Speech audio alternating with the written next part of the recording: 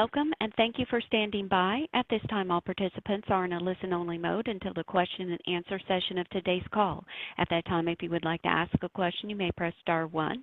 Today's conference is being recorded. If you have any objections, you may disconnect at this time. I would now like to turn the meeting over to Katherine Hambleton. You may begin. Thank you, and good afternoon. I'm Katherine Hambleton with NASA's Office of Communications. Engineers are conducting final integrated tests of the Space Launch System rocket and the Orion spacecraft, along with ground equipment, ahead of the launch of the Artemis 1 mission. The agency will roll the combined rocket and spacecraft out of Vehicle Assembly Building to Launch Pad 39B at NASA's Kennedy Space Center in Florida for testing no earlier than March for a final test known as the wet dress rehearsal. Here to talk with us about recent operations and provide an update on preparations for Artemis 1 are Tom Whitmire, Deputy Associate Administrator for Exploration Systems Development at NASA Headquarters, Mike Bolger, Exploration Ground Systems Program Manager at NASA's Kennedy Space Center, and Mike Seraphin, Artemis 1 Mission Manager at NASA Headquarters. After a brief opening comments from our speakers, we'll take your questions. You can enter star 1 on your phone to be entered into the question queue at any time. Your phones are on mute now, and the operator will open your mic when you're ready. When we're ready for you, and then close your mic after you ask your question.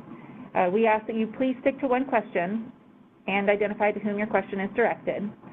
If we have time, we'll take additional questions. Shortly after we conclude, you can listen to a replay of this teleconference online. So first, we'll hear from Tom Whitmire. Okay, thank you, Katherine. And I'll try to make it quick. I know we have a lot of people online. We want to make sure we can answer your questions. First, I just wanted to take this opportunity to thank Mike Bolger and his team for the work that they're doing, and our other program managers, John Honeycutt, Kathy Kerner, and the primes that we're working with, Northrop, Boeing, Lockheed, Tusk, Aerojet. We have folks at the Cape right now that are working 24/7, 3 shifts a day. They have a war room, and Michael Bolger will talk about that in a few minutes, where we get people together and we look at what the work is in front of us and how to move ahead. We've asked Jim Free, and I've asked Mike and his team to work at the right pace, make sure we take this a step at a time. Logistically, it's a very difficult thing. This is a 365-foot tall rocket. It's 36 stories tall. Catherine and I live in Washington, D.C. The tallest building here is about 10 to 12 floors. So when I visit Mike and his team down at the Cape, we literally get in an elevator and go very high up on this rocket, and we visit the different platforms and talk to the technicians and see the work that they're doing. At this point in the process, this is the part where we're closing things out and getting ready to launch, and there's a lot of activities associated with that. Some of them are unique to our rocket, and some are unique to the fact that this is a non-crewed test flight. So some of the things that Mike and his team are working on is instrumentation, for example, that we fly on this flight to anchor our models to make sure we know how the vehicle is operating, and it's a lot of additional instrumentation we would normally not fly on a different flight. So we get a chance to see that. We get the chance to talk to the technicians, see what they're doing. The tasks themselves are a lot of little tasks that we have to complete to get ready to fly. It's logistically challenging because we have different people involved in the different things. They have to have the right certifications. And so Mike and his team are going through that. We're making sure we do everything right. These are activities. Some of the closeouts we're doing right now, we won't have a chance to see the vehicle again before it launches. So really, Jim Free and I have asked Mike to really make sure we take this a step at a time and make sure we're doing the right work. And so with that, I'm going to turn it over to Mike Bolger. But I just wanted to, once again, Mike, thank you for your team's work and all the hard work that's taking place at the Cape to get ready for launch. We'll have another update. I talked to Catherine. We'll probably do another update on where we're at in a couple of weeks so we can come talk to you again about this. And in the March timeframe, right now we're kind of looking at a mid-March, but I really don't think we want to commit to a specific date because I think we owe it to Mike and his team to complete the work, get a little bit farther ahead, we'll get a little bit closer to the final closeout, and then we'll be in a better position to target a specific date. And so that's what we've asked Mike to do. And with that, Mike Bolger, I'll turn it over to you. Hey, thanks, Tom. Really appreciate it. So let's say I want to spend just a minute and tell you, who we are. So I'm Mike Bolger, the program manager for Exploration Ground Systems. And Exploration Ground Systems, or EGS we call it, is the KSC Ground Operations Program for SLS and Orion. So I know SLS and Orion are the more familiar acronyms, but we're really the ground ops leg of the three programs. And our team's mission is to integrate, process, and launch the world's most powerful rocket, the SLS, and then the world's only deep space crew vehicle, Orion. We're also responsible for developing and sustaining the KSC launch infrastructure that enables the long-term Artemis program, so the launch pad, the VAB, the Launch Control Center, the mobile launcher, and so forth. We had a similar event in October. At that point, I think I told you that all the flight hardware is at KSC now, and we've completed the assembly and the stacking of the flight elements in High Bay 3 of the VAB. Like Tom was just describing, it's really a great site, and there's no better way to make your day good than to walk out there and talk to some of the folks who are really doing the hands-on work. Over the past several months, we've been performing a number of integrated test and checkout operations, including the integrated power-up of the SLS and Orion. We ran some modal testing. We had an umbilical release testing of our T0 swing arms and umbilical systems. We had a countdown test of our flight software with our ground launch sequence. We've tested our integrated communication systems. And we're currently installing and testing the flight termination systems of the launch vehicle. Like Tom said, we're taking one step at a time. It's a first flow, and it's the first flow of a multi-decade program to get us back to the moon, first woman and first person of color, and ultimately to go on to Mars and explore the solar system. So we're really excited about it. We're taking it one step at a time. We're doing it very meticulously, and we're proud of the progress that we've made. So with that, I'm going to turn it over to Mike Serafin, and Mike will talk to you a little more about his perspectives. Yeah, good afternoon. This is Mike Serafin, and as the mission manager and the mission management team chair, when the vehicle is ready, and the agency accepts the risk associated with proceeding with flight, the ball will pass to myself as well as our operations teams to go off and execute Artemis 1, this uncrewed flight test that will thoroughly shake down the Space Launch System rocket, our ground systems, our operations teams, our spacecraft as we go through a purposeful stress test out into the distant retrograde orbit and then bring our spacecraft home at lunar reentry conditions. And I can say with confidence at this point, we are on track and will be ready when the hardware is ready to fly. I've sat through a number of training exercises with our mission teams. That's the mission management team, our engineering support in Huntsville, as well as Houston, and then the launch, flight, and recovery teams, including recovery operations that have been demonstrated at sea. We've got all of our analysis on track to be ready and pull it off the shelf when the hardware is ready. And we are already entering our flight readiness review process to understand the standard open work and the non-standard open work and the risk to proceeding with this mission. We've already completed the flight readiness reviews for our communication systems, our flight operations team, and then the Orion spacecraft just last week. And then next week is the Space Launch System rocket. And that will all roll up to Jim Free at the agency FRR about a week before flight. So, again, I can say with confidence that our people are ready, our analysis products are on track, and all of our mission preparations are on track, and we'll be ready to go when the hardware is ready. We are into essentially proficiency training mode and working our way through our flight readiness review process. So that's it for me. I'll turn it back to you, Catherine, and be happy to take any questions. Thank you all. We'll now begin our question and answer portion. Please remember to stick to one question and identify to whom it's directed. If we have time, we'll allow reporters to ask a second question. Again, you can enter *1 on your phone to be entered into the queue at any time, and you can enter *2 to be removed from the queue. All right, we'll take our first question, please, from Bill Harwood of CBS News. Yeah, hi, Bill Harwood, CBS. I'm not sure who it's for, but the release with the update this morning mentioned the flight termination system, and Mike Bolger mentioned it again, or Tom did. What is the issue that, or what are the long poles in the tent right now that prompted you to slip rollout for the wet dress? In other words, maybe some more details about exactly what it is you're trying to finish out that you couldn't have gotten finished out in time for a mid-February rollout? Thanks. Hey, Bill, this is Tom. I can start that, and then we'll let Mike Bolger and Mike Seraphin talk a little bit more. First of all, there's nothing, I would say, and Mike Bolger will correct me on this, there's no one specific thing. We just have a lot of things that we need to close out. It's a big vehicle. It's a lot of instrumentation that needs to be finished and prepared for the final closeout activity. We actually go through the volumes, which is like the inner tank, the forward segment, engine section. We back we finish up all the work that we need to do, and then we back the technicians out, and they inspect it on the way out.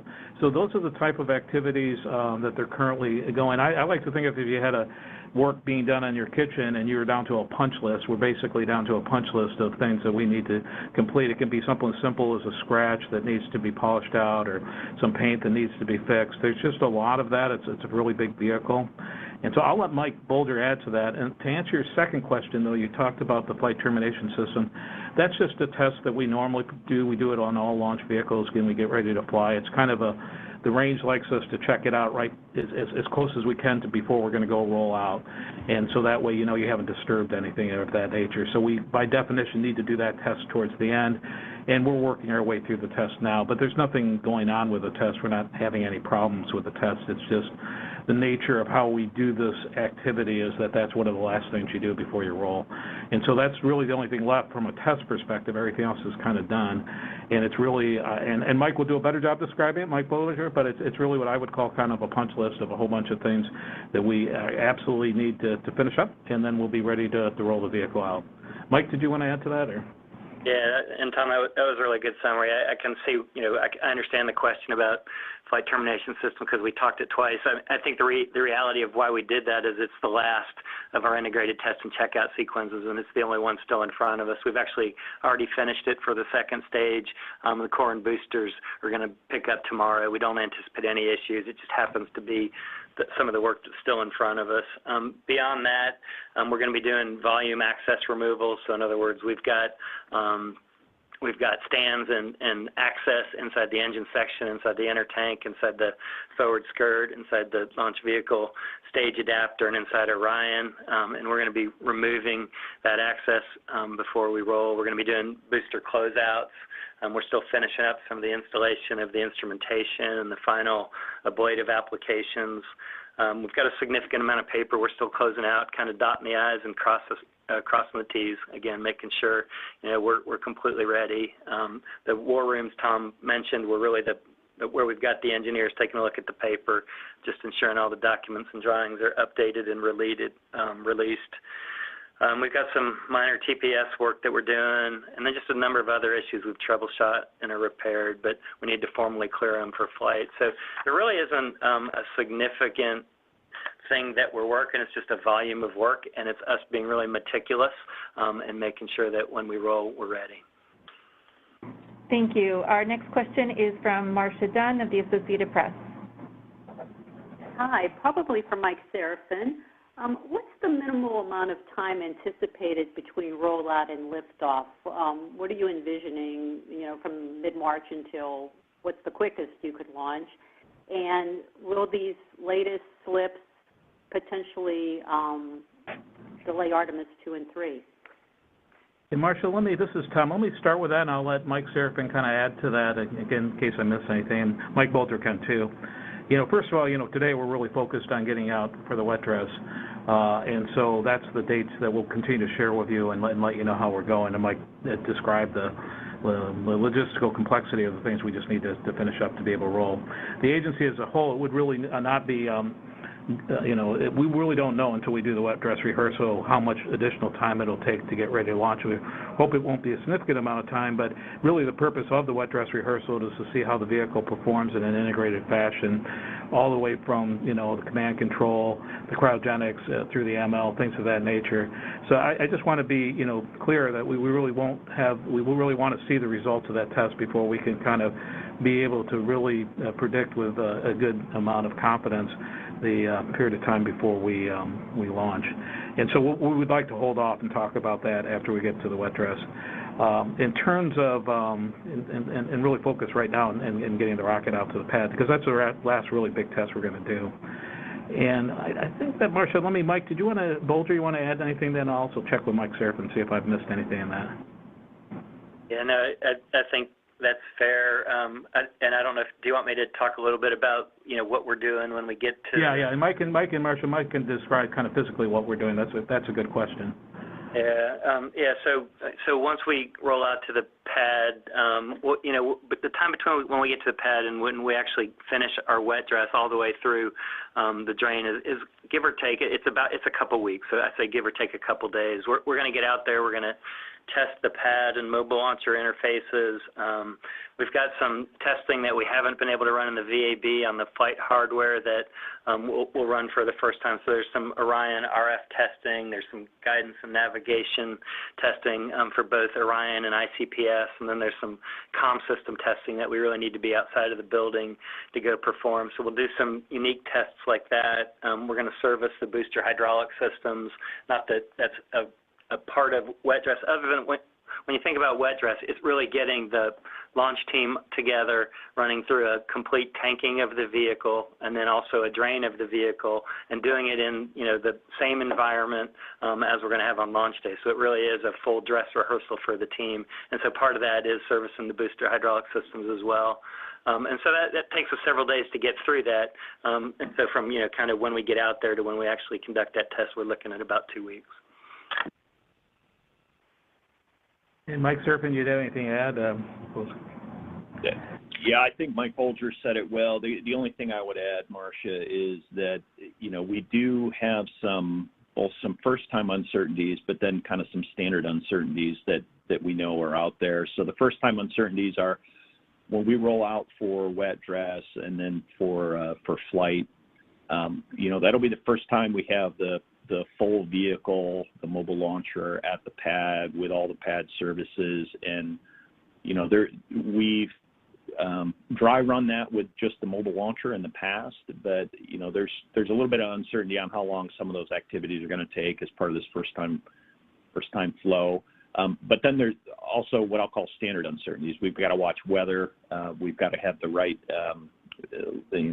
low enough winds when we roll this 11 million pound mobile launcher with our rocket that's 322 feet tall out to the pad, and then go up the ramp to the pad surface and then lower it. So there are some environmental conditions that can cause some uncertainty in that as well. So Mike summarized the timeline, but I just wanted to add that caveat as well. That's it for me.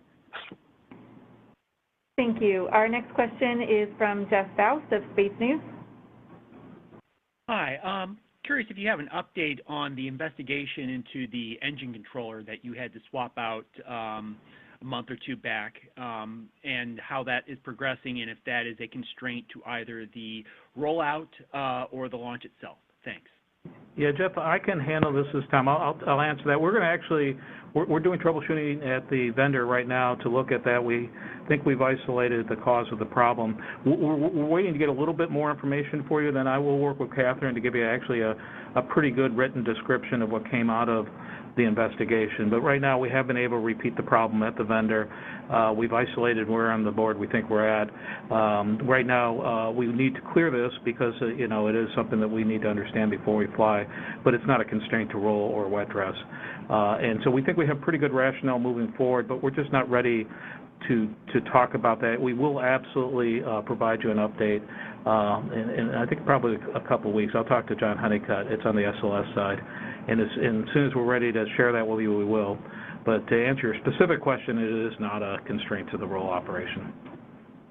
Thank you. Our next question is from Gina Sunseri of ABC News.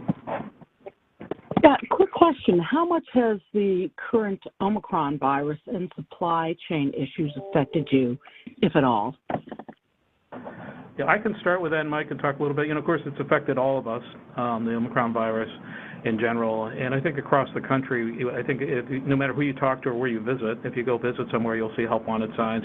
Workforce shortages are a real thing. The virus puts us in a position periodically where Mike Bolger and his team, has to take necessary precautions.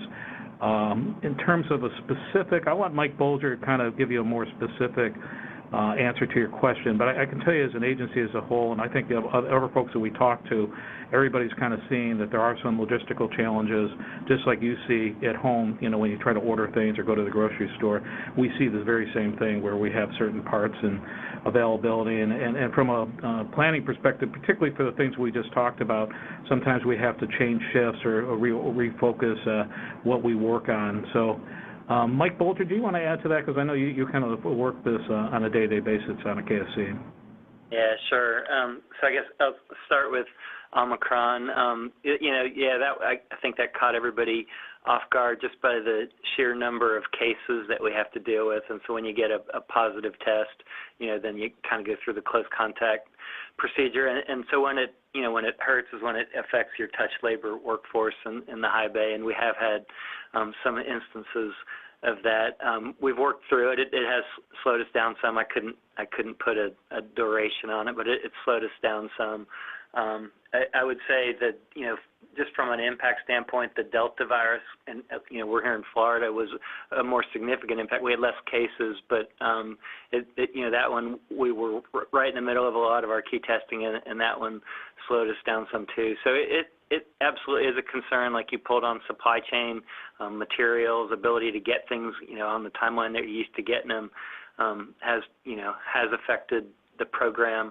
But we're a resilient team, and we're working our way through it. And it looks like we're starting to get to the backside of Omicron here, and we're already kind of getting back pretty close to our full numbers. So it's certainly impacted and affected us, but we're working our way through it.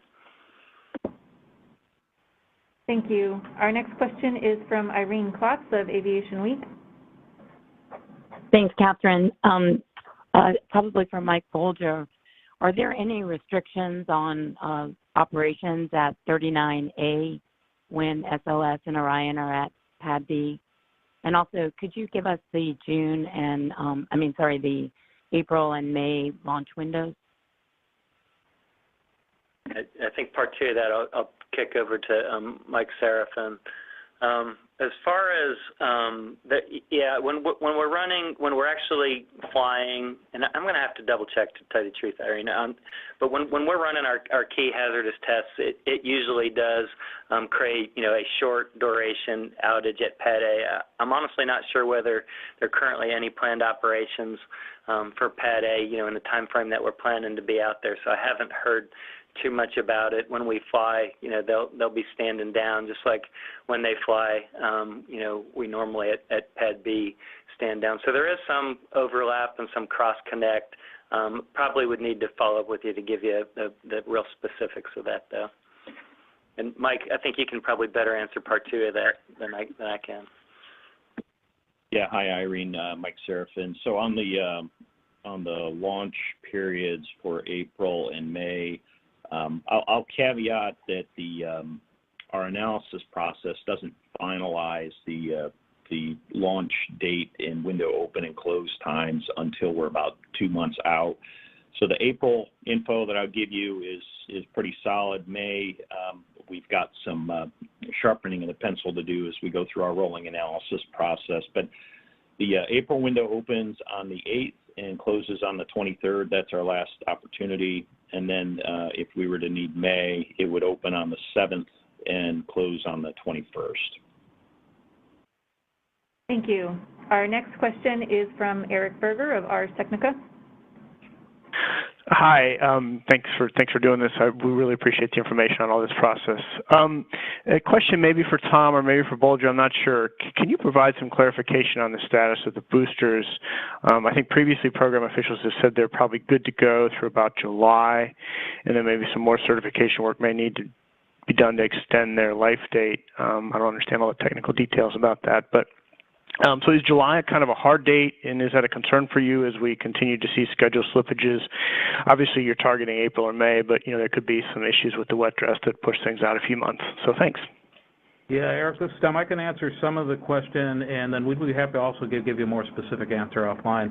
Generally speaking, I used to do the shuttle program. We would run into this problem periodically with the shuttle program as well. We monitor the period of time that we have the boosters in the vertical orientation, and then there's some criteria that we follow that allows us to know the period of time that we can stand at orientation. What we would typically do, and there are other limited life items that we look at similarly on the vehicle, is that if we get close to that period of time, we begin the process of looking at specific data for the production of the hardware that we have at the Cape, and there's actually some measurements that we take to confirm this, and that allows us to extend the life further. Right now in the boosters, we don't really see this as a risk. Even if we proceed further on in the year, we think we're in okay shape. We just normally don't do that extra analysis unless we have to. And that's true for the other hardware on the vehicle. Right now, we're not really looking at anything near term that we're concerned with. We'd really have to be extended a period of time before we'd actually run into something that we think we would need to deal with. And then we would do the same thing we did during the shuttle program. We would look at the specific characteristics and then sharpen our pencils and do additional analysis with respect to the actual hardware we have on the vehicle, the experiences we have with our hardware, and there's some actual measurements we can take. So I think I'm sorry it's a long answer to your short question, but right now we're not looking at any, we don't have any immediate concerns for that. Thank you. Hey, Catherine, if I could, this is Mike. Sure. I checked on Irene's question, and just to kind of follow up and maybe close it out. So Pad A will be cleared during our launch ops. They should be okay during our wet dress. Thank you. Thank you. Our next question is from Philip Sloss of NASA Spaceflight.com. I guess this would be for Mike Bolger. Can you talk about specific types of instrumentation that are taking longer to close out? I understand there's a decent amount of ground test instrumentation that's going to be on the vehicle for the rollout. But is it ground test instrumentation? Is it development flight instrumentation? Is it on the boosters? We'd heard there were some issues that was going a little slower than expected. Thanks. Yeah, sure. The booster DFI is instrumentation that we are still working on. It. That is one of the long poles to get us out to launch. It's not problematic. It's just taking us longer to get it all installed, and then to we basically pack it in a mutter and an ablative to protect it. So that has run longer than anticipated. And we do have other DFI on Orion and across the SLS. So it's really just more the volume of work and our first time working our way through it. Yeah, and let me add, Mike's absolutely right. And when you see the rollout, you'll see we actually have a separate tray just for the DFI. So this is something we would do every flight in the future. It's strictly for this instrumentation. Mike Serafin will have to correct me. I think we're probably the most instrumented vehicle ever to fly in the history of space. We have thousands of measurements we'll be taking on this test flight, a lot of instrumentation, a lot of harnesses. You'll see some of that on the roll. You'll actually get to see some of the routing of some of the stuff. So it does take a long time. It's a commitment on the part of the agency to get this type of information so we can fly the vehicle safely in the future and anchor our models. But it does cause additional work to have all those instruments ready to go. And in the future, once we have more data on the vehicle and how it performs through ascent and on orbit, we'll have less instrumentation. But for these first few flights, we really are flying a lot of instruments on it, and it does take a little time to finish up that work.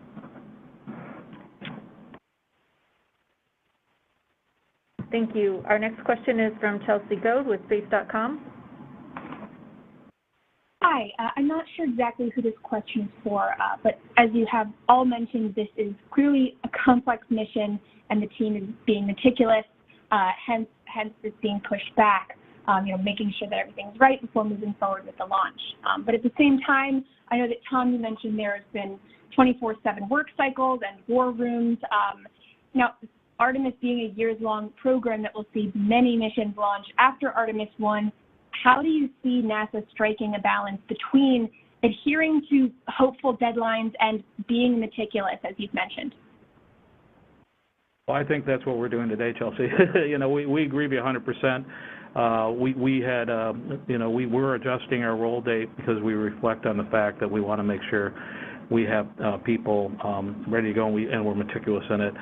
In terms of the operation, Mike, and I'll turn that over to Mike, we have a lot of thought that goes behind that, and in terms of how we do the operations and separate out the work and make sure that no one individual is working longer than they should.